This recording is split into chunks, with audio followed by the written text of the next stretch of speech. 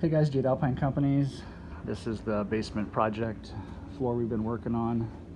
I have a couple before videos to this.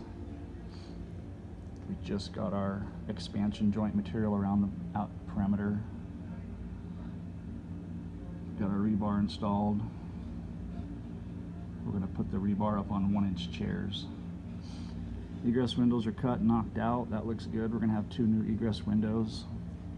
These posts were all out of plumb. It looks like at one time this whole house might have shifted a little bit this way because the beam pocket on that side is a little bit punched out.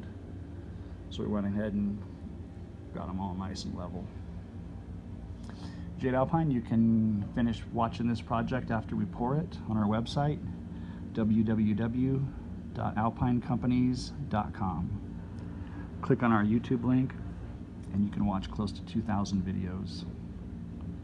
Thanks for watching Jade Alpine, our old basement floor and egress project.